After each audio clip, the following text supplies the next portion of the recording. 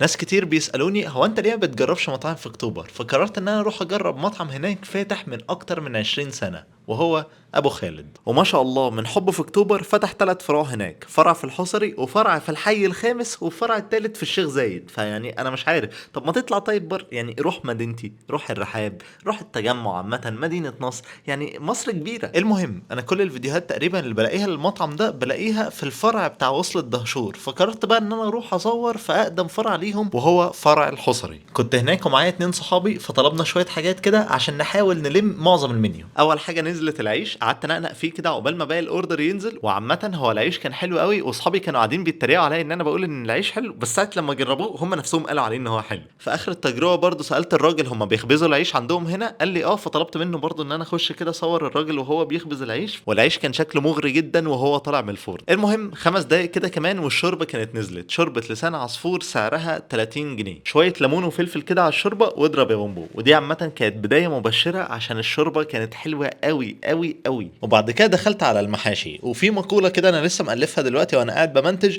ان المحاشي ما بتتاكلش غير في البيت، ومش كل المحلات بتقدر تظبطها، بس عامه هو الممبار كان كويس الصراحه، مقرمش كده شويه من بره، ومن جوه الخلطه بتاعت الرز كانت حلوه، بس ورق العنب ما حسيتوش، محتاجين يشتغلوا عليه شويه، وفي نفس الوقت برضه يشتغلوا على خلطه الرز بتاعته من جوه. دخلت بعد كده بقى على طاجن الملوخيه، اخدت منه معلقه الصراحه كان طعمها حلو، وبعد كده بقى اخدت العيش اللي كان عاجبني في الاول ده، عملت ودن قطه واضرب يا معلم. كنا طالبين برضو من هناك موزة ضاني مع فتة. بصوا يا جماعة، الفتة اللي كانت مع الموزة الضاني دي حوار حوار حوار. الصلصة بتاعتها حلوة قوي، العيش المتحمص اللي من جوه ده رائع، وكمان في سنة توم كده في الطعم بتاعها كان عاجبني قوي. كمان بقى تحط عليها كده معلقة ملوخية بتاخد الطعم في حتة تانية خالص. وبالنسبة للموزة بقى نفسها، هي ما كانتش دايبة انها تقع كده من على العظمة لوحدها، بس عامة هي اللحمة بتاعتها كان طعمها حلو قوي. دخلت بعد كده على المشويات، وكنت طالب شواية فيها اربع من حاجات كتير قوي، ربع كفتة، ربع ريش، ربع سجق، ربع طرب، ربع بيت كلاوي، وربع فليتو. بدأت اول حاجة بالسجق. السجق الصراحة كان طعمه حلو، تتبيلته كانت كويسة، شكله اصلا نفسه كان مغري، بس احنا ما بنقولش رأينا في محلات المشويات بالسجق، بنقول بايه؟ بالكفتة.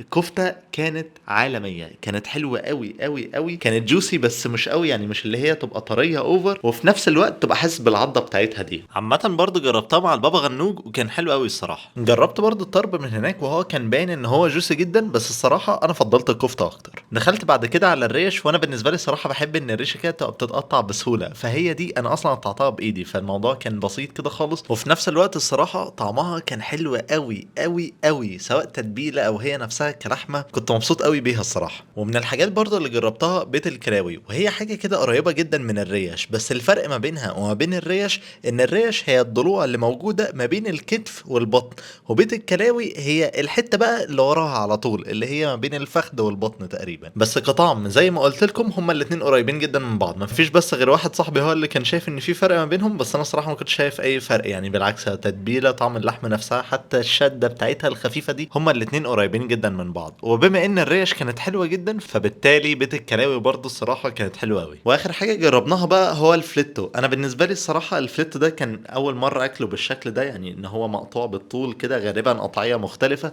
انا متعود ان هو كان بيتقدم زي الستيك كده شوية، انا بالنسبة لي الصراحة بفضل ان هو تكون قطعيته ارفع من كده شوية. خلصنا الشواية بقى ودخلنا بعد كده على ربع كبدة مشوية. الكبدة المشوية قطعيتها كانت تخينة، فانت كنت حاسس بطعم كبدة صافي، يعني انت مش حاسس باي تتبيلة، مش حاسس باي حاجة، فانا بالنسبة لي ما بفضلهاش كده الصراحة، افضلها انها تكون متقطعة رقيق خالص. واخر حاجة بقى ختمت بيها طاجن العكاوي، كانوا حاطين كده من فوق شوية خضار، دقت واحدة من البطاطس، هي طعمها كان مختلف، يعني هم كانوا مزودين حاجة كده في التتبيلة، انا ما كنتش قادر احدد بالظبط هي ايه، بس هي كانت مغيرة طعم البطاطس اللي فوق. وبعد كده بقى حطيت المعلقة كده عشان اجيب العكاوي من تحت، طلع لي قطعة من العكاوي عملاقة، هي عملاقة بمعنى عملاقة، يعني انا كنت محتاج مساعدة عشان اخد منها حتة. المهم اخدت منها حتة، هي برضو طعمها كان لذيذ، بس زي ما بقول لكم هي فيها حاجة بس في التتبيلة كده زيادة عن الطبيعي، يعني هي مختلفة عن الطبيعي شوية. وفي الاخر بقى وملخصا للفيديو ده، تاكل ايه من ابو خالد لما تروح هناك؟ انا بالنسبة لي الصراحة المشويات بالذات الكفتة والريش دول كانوا حلوين قوي قوي قوي. يجي بعدهم الموزة والفتة بتاعتها، الفتة برضو عندهم كانت خرافية، معاها كده طاجن ملوخية، بس هتتبسط صدقني هتتبسط. بعدهم برضو في المشويات بيت الكلاوي الصراحة كان حلو قوي. يجي بعده الطرب والسجق. وبس كده، قولوا لي انتوا بقى هل جربتوا ابو خالد قبل كده ولا لا؟ ولو جربتوه ايه رأيكم فيه؟